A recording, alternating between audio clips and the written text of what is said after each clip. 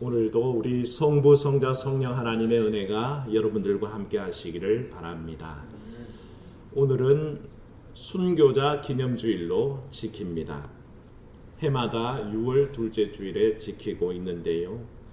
이 예배를 통해서 참으로 우리 목숨을 걸고 하나님을 섬긴다는 것이 무엇인지를 다시 한번 되새길 수 있기를 원합니다. 지난달에 저희 성전 입구에서 4월 달이죠. 지난달이 아니라 벌써 2달 전이네요.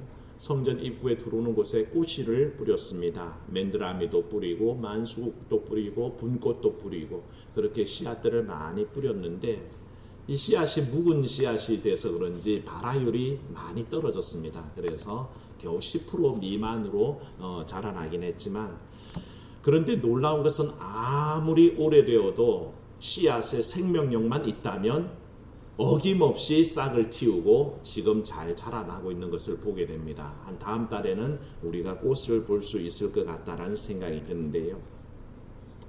땅에 떨어져서 썩어져야 꽃을 피우고 열매를 맺게 되는 것이 식물만은 아니라고 생각합니다.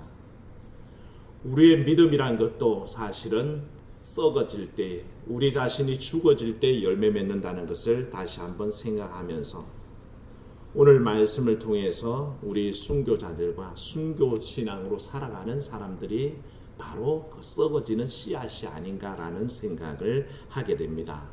특별히 오늘 주신 말씀을 통해서 보면 순교신앙이라고 우리가 늘 부르던 것을 미랄신앙이라고 부를 수 있습니다. 그 순교신앙은 미랄신앙이죠. 자기가 죽어지는 것, 그것을 미랄신앙이라고 부릅니다. 우리의 역사 가운데서 미랄신앙이란 말을 제일 자주 사용했던 분이 김구 선생님입니다. 김구 선생님의 이력은 참 재밌습니다. 젊을 때 동학 사상에 침취해서 동학에 접주를 했었고요. 또 어떤 때는 영천사라는 절의 주지승을 지내기도 했던 분입니다. 그러니까 동학 접주도 했었죠. 절에 주지승도 했던 분이 어느 날 예수님을 영접하고 그리스도인이 되었습니다. 그리고 상해 임시정부의 수반으로 활동할 때에 독립을 위해서 싸우는 그 모든 독립군들에게 늘 강조해서 하던 말씀이 있습니다.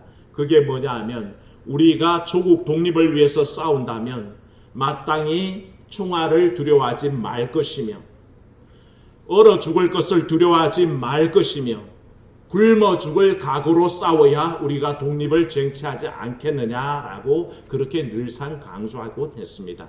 그게 그분의 신앙이 되었고 신념이 된 거죠.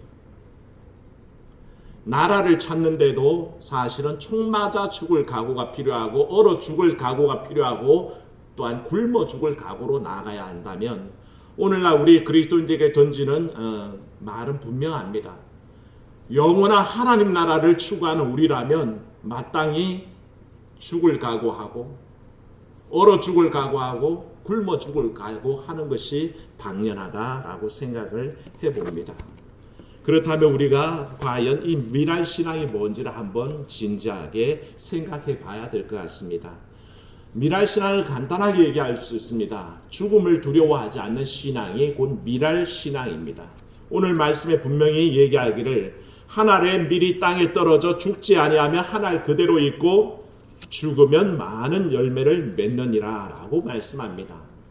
믿음의 사람들, 하나님의 일을 아는 사람들, 그리스도를 쫓아가는 사람들은 사실은 세상을 두려워하지도, 사실은 죽음을 두려워하지도 않는 법입니다. 앞서 우리가 기도가 끝난 다음에 기도의 동영상 통해서 세 사람의 순교자를 만났습니다. 토마스 선교사님, 주기철 목사님, 손양원 목사님, 이 세 분의 동영상을 보았지만 토마스 선교사님에 대해서 조금 말씀을 드리려고 합니다. 토마스 선교사님은 영국 분인데 27살에 우리나라의 선교사로 조선 땅에 발을 디디게 됩니다. 사실은 두 번째 선교여행입니다. 첫 번째 선교여행 때는 땅 밟기를 했고, 두 번째 선교여행 때는 사실은 땅을 밟자마자 순교하셨습니다. 우리가 잘 알고 있는 1866년 9월 4일의 일입니다. 신미양요라고 부르고요. 역사책에서 수도 없이 배웠던 제너럴 셔먼호, 그 미국 상선을 타고 같이 오셨습니다. 달빛도 없는 금은밤이었는데 물이 빠져나간 모래턱에 배가 좌초가 되어서는 꼼짝도 하지 못하고 그 자리에 멈춰 있었습니다. 캄캄한 밤에야 우리 조선 사람들이 알지 못하니 상관없다가 날이 새니 양선이 온 겁니다. 그 당시에 두려워하던 양선이 나타났다고, 서양의 배가 나타났다고 난리가 났고 결국에는 관군들이 배에다가 불을 질러버립니다. 그래서 선원들은 강에다 뛰어들어서 강변으로 나오자마자 다 관군들의 창에 찔려 죽고, 토마스 선교사님은 성경을 보고 바로 가지고 왔던 성경을 그 온 대동강변에다가 집어 던져서 뿌립니다. 그리고 자기는 마지막 남은 성경 한 권을 가슴에 품고 강에 뛰어들어서 결국에는 물가에 나왔을 때에 관군들이 그를 끌어다가 이제 목을 베게 됩니다. 그 앞에서 토마스 선교사님이 사실은 기도합니다. 마지막 기도죠. 자기의 죽음을 예감하고 기도합니다. 하나님, 저는 여기서 죽지만 이 뿌리는 말씀이 복음의 씨앗이 되어서 이 조선 땅이 복음화되게 해주옵소서. 아마 그렇게 기도하셨을 겁니다. 그렇게 기도하고는 품고 있던 성경을 자기를 지금 목을 찔려는 관군에게 내밀고는 그렇게 순교를 하게 됩니다. 이 성경을 받은 사람이 사실은 아까 동영상에 나왔지만 박충권이라는 사람입니다. 선교사의 목을 베었지만 그는 이 성경을 받아서 이 성경을 읽고 나중에 예수를 믿고 평양교회의 장로가 됩니다. 나중에는 영주교회의 영수가 되어서 교회를 인도하는 사람이 되고요. 그 조카 되는 사람 이영태란 사람도 예수를 믿습니다. 그 성경을 보고 예수를 믿게 되고 나중에는 다시 한번 한국어로 성경이 번역될 때에 3분의 2 분량을 혼자서 번역하는 크나큰 공로를 세우는 사람이 되었다는 것입니다. 그날 토마스 선교사님이 배에서 뿌린 성경을 주운 사람이 한두 명이 아니었습니다. 사실은 많은 사람들이 주었습니다. 그 중에 당시 20세였던 이신행이라는 여성이 있었는데 이 성경을 주어서 집에 가서 이 성경을 읽고는 예수 그리스도를 영접하고 믿게 됩니다. 그래서 그녀는 사실은 평양의 최초의 여신자가 됩니다. 여성으로서 처음 예수를 믿는 사람이 바로 이 이신행이라는 사람이었고요. 이 이신행의 아들 되는 이덕환도 예수를 그때 믿고는 나중에 평양 장대현 교회의 장로로 시무하게 됩니다. 제너럴 쇼모노가 왔다 그러니까 11살에 최치량이라는 소년도 사실은 이 배를 구경하러 나갔더랬습니다. 그런데 토마스 선교사님이 뿌린 성경책 3권을 주워 가지고는 뭐라도 되는 것처럼 그렇게 주워서 왔는데 이게 보니까 성경이거든요. 나라에서 금하고 있는 책이라는 생각이 들어서 캥기는 마음에 영문주사로 있던 박영식이라는 사람에게 성경을 한 건 갖다 주면서 이거 읽어도 되는 책이겠냐고 물어봅니다. 이 박영식이라는 사람이 이 책을 받아가지고는 성경책이 너무 질이 좋으니까, 종이 질이 좋으니까 이것을 자기 집에 그냥 벽지로 더덕더덕 다 발라놓습니다. 성경책을 가지고 담배 말아 피는 사람은 봤지만 벽지를 그렇게 붙인 사람은 이 박영식이라는 사람이 처음이었을 겁니다. 이 소년 최치량이 세월이 지나서 성인이 됩니다. 그리고 널다리골에 있던 이 박영식, 영문주사 박영식의 집을 매입해서 여관을 경영하게 됐죠. 여관을 경영하는 중에 이제는 세상이 조금 달라져서 선교사들이 들어오는 때입니다. 그때 마침 사무엘 마펫이라는 선교사님이 한국 목사님과 더불어서 이 여관에 묵게 되었습니다. 마포 삼렬이라고 부르는 분이고요. 한국 이름이 마포 삼렬입니다. 제가 신학교 다닐 때 마펫홀이라고 마포 삼렬을 기념하는 관이 있었는데 지금은 새로 지어서 어떻게 있는지는 모르겠습니다만 이 마포 삼렬 목사님이 그 여관에 묵다 보니까 그 방에 온 벽에 성경이 다 도배되어 있는 겁니다. 영문을 물었더니 여차여차해서 그렇게 됐다는 걸 알고 감동을 받습니다. 믿음의 선진들이 먼저 이렇게 복음의 씨를 뿌렸구나. 그래서 마포 삼렬 선교사도 열심히 예수를 전하고 조선인들을 전도합니다. 그때 최치량이 복음을 듣게 되고 예수를 믿게 됩니다. 이 얘기를 전해들었던 영문주사 박영식도 예수 그리스도를 영접하고 믿게 되는 일이 일어나는데요. 이 최치량이 믿게 되면서 지금 여관을 하고 있던 그 집이 사실은 임시 예배 처소로 사용되기 시작했고, 그래서 평양의 최초의 교회 널다리 교회가 됩니다. 그리고 이 널다리 교회는 나중에 평양 장대연 교회가 되어서 오늘도 복음의 역사를 기억하는 모든 이들에게 전해지고 있는 것을 보게 됩니다. 참 가슴 뜨거운 일이 아닙니까? 토마스 선교사 한 분은 그저 미랄로 땅에 떨어져 죽으셨지만 그 복음의 씨앗이 뿌려져서 그 성경이 남아있는 동안에 수많은 사람들에게 전달되면서 이 땅에 교회가 일어났고, 사실은 평양 장대현 교회에서 나중에 어떻습니까? 1907년에 평양 대부흥운동이 일어납니다. 그래서 들불처럼 번져가는 부흥운동이 우리의 저 한반도를 적시게 되는 거죠. 놀라운 일 아니겠습니까? 그 당시에 얼마나 평양이 복음화되었냐 하면 사람들이 이 평양을 부를 때에 동방의 예루살렘이라고 불렀던 곳이 바로 평양입니다. 사랑 여러분, 통일을 위해서 기도하시기를 축원합니다. 언젠가는 이 평양에 장대현 교회가 다시 세워지고 산정현 교회가 다시 세워지고 그렇게 교회가 회복되는 역사가 일어나야 합니다. 그곳은 복음의 등불이 있었고 그야말로 동방의 예루살렘과 같은 곳이었습니다.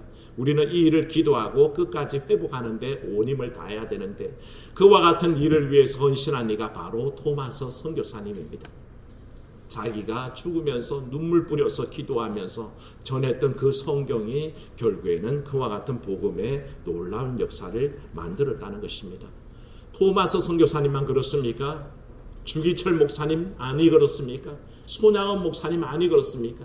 여러분들이 몰라서 그렇지요. 사실 우리나라 교회 역사 속에 이름도 잘 알려지지 않는 순교자들이 너무 많습니다. 제가 임직식 할 때 그 순교자 기념 선교회에 이응삼 목사님이 제게 선물로 주신 책입니다. 저도 기억을 못하고 있었는데 여기 보니까 원인선 목사 임직을 축하합니다. 그래서 이응삼 목사 이렇게 해서 2000년도에 책을 주셨는데, 선교사에 관해서 순교자들의 이름들이 행적들이 다 기록되어 있는데 무려 이 책의 두께가 이만큼입니다. 이 많은 이들이 한국교회의 순교에 피를 흘렸고 그 피가 오늘날 한국교회가 있다는 것을 우리는 깨달아야 합니다. 그저 세워진 교회가 아니란 것입니다. 미랄 신앙은 결코 죽음을 두려워하지 않습니다. 오히려 내가 죽음으로써 그것이 씨앗이 되어서 복음의 역사가 일어나고 하나님 나라가 확장된다는 것을 믿는 믿음입니다. 그런 믿음을 우리는 오늘 다시 한번 생각해야 할 것입니다.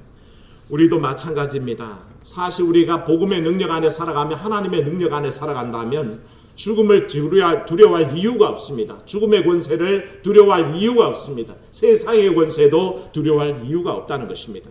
다윗은 이 땅을 살아갈 때 그것을 깨달았습니다. 그래서 그 유명한 시편 23편에 뭐라고 고백합니까? 내가 사망의 음침한 골짜기로 다닐지라도 해를 두려워하지 않을 것은 주께서 나와 함께 하심이라.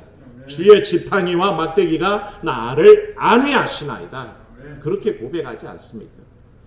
하나님의 능력을 깨닫고 있는 사람들은 이 땅에서 죽음을 두려워하지 않습니다. 사망의 음침한 골짜기를 두려워하지 않는다는 것입니다. 왜 두려워하지 않을까요? 사실은 죽음보다 세상의 권세보다 더 두려운 분을 알고 있기 때문에 그렇습니다. 마태복음에서 예수님은 믿음의 성도들에게 이렇게 말씀하셨죠. 몸은 죽여도 영혼은 능히 죽이지 못하는 자들을 두려워하지 말아라. 세상의 권세는, 세상의 권력은 우리의 몸을 죽일 수는 있지만 영혼을 죽일 수는 없다는 뜻입니다.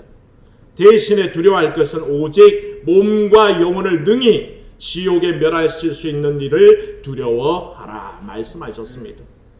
몸을 내꾸자 수 있지만 우리 영혼을 건들지 못할 것에 두려워하지 말라는 것입니다. 오히려 우리의 몸과 영혼을 다 지옥불에 던져 넣으실 권세가 있는 그분을 두려워하는 마음이 필요하다는 것입니다. 이 믿음 가운데 많은 순교자들이 사실은 초계와 같이 자기 목숨을 버리면서 하나님 편에 섰다는 것입니다. 여러분에게 목숨은 어떤 의미입니까? 저도 마찬가지입니다만 목숨이라는 건 참 소중한 것입니다. 오죽소죽했으면 주님도 말씀하시기를 사람이 만일 온 천하를 얻고도 제 목숨을 잃어버리면 무엇이 유익하리요.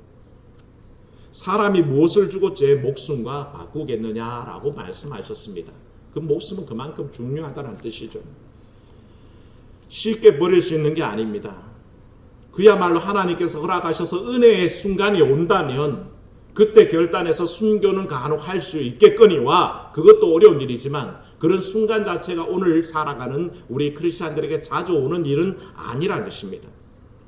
그래서 사실은 일상생활에서 목숨을 건다는 일이 우리에게 실감이 나지 않는 것도 사실입니다.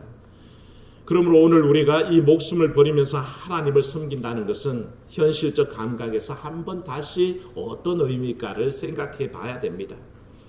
저는 이 목숨을 거는 믿음, 미랄신앙은 이 땅에서 목숨처럼 생각하는 모든 것들에 대한 집착을 버리라는 뜻으로 이해합니다.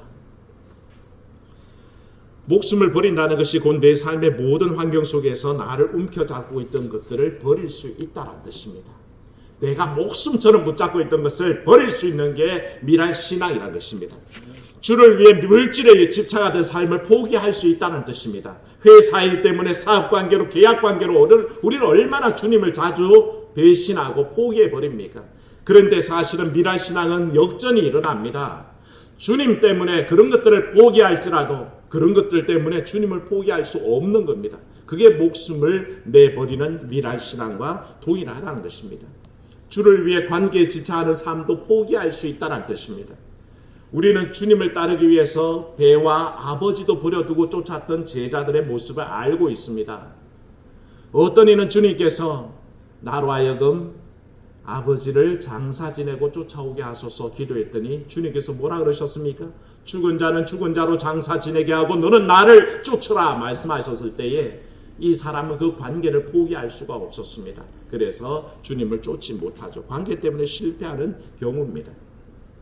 주일날 우리는 친구들 때문에 가족들 때문에 사업상 관계 때문에 자주 주님을 포기하지만 주님은 그렇게 목숨처럼 여기는 것들을 버릴 수 있어야 그게 미랄신앙이라고 얘기하고 그게 바로 목숨처럼 주님을 섬기는 것이라고 말씀하셨습니다.